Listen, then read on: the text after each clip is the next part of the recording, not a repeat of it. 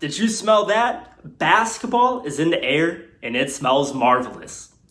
The Chicago Sky, under second-year head coach James Wade, hosted their first ever virtual media day from the team's new home for the season, Bradenton, Florida.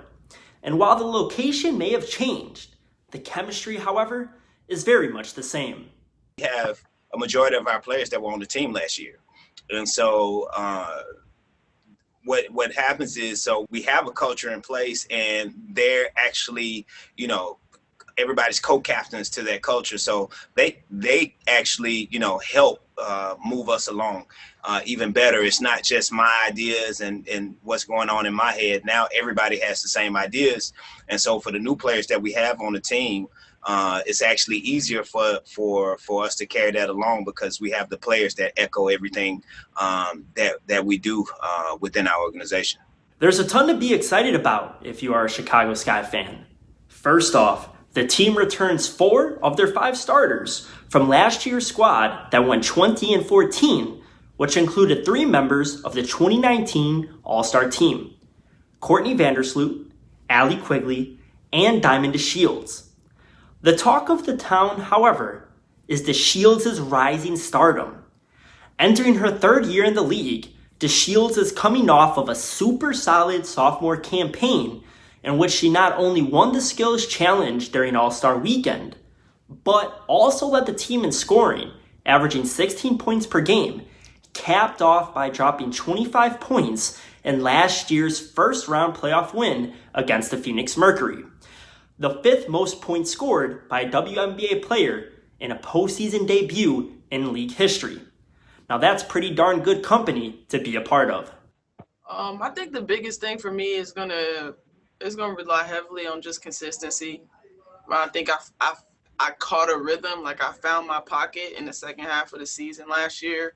And so just allowing that to roll over and keep that up. And then the other piece of that is like being more of a leader. I'm going into my 3rd season. I've been here a little bit. And so just being more vocal and allow my teammates to feed off my energy more. I think those are the two major keys for me. However, much more important than the game of basketball is everyone continuing to stay focused on what's currently happening in the world and has been an issue for decades, and that is the fight for social justice and putting an end to racism. I think the misinterpretation of the society that we're living in, especially in the USA, is that this is a Black problem, and it isn't. This is a world problem. I mean, and one of the main issues is every time something goes wrong with the Black community, it's our problem. And that shouldn't be that way. I think, this is a world problem. These are issues that, affect a certain population. But I definitely think that everyone should be affected.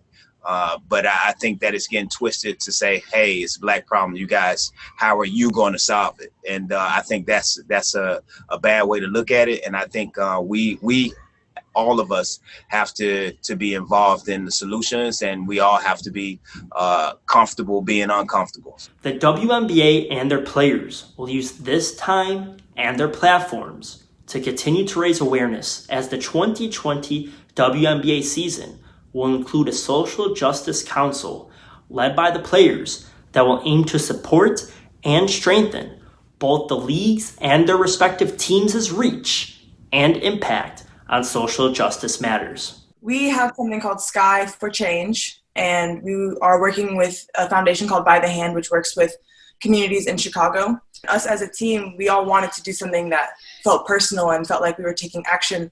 So we're going to be donating $10 for every point and $100 for every win to By the Hand. And just keep an eye out for Sky for Change throughout the season, because there's going to be numerous charities that we're going to be working with all season. WNBA players will wear warm-up shirts that say Black Lives Matter on the front and Say Her Name on the back, alongside Breonna Taylor's name. Taylor, who was shot and killed this past March after 3 plainclothed Louisville police officers entered Taylor's home and fired over 20 shots after executing a no-knock search warrant, was shot 8 times. These officers have not been charged, and that is why it's important we all continue to come together as a whole, as one, to fight for justice and equality amongst all. Because simply put, all lives can't matter until Black lives do too.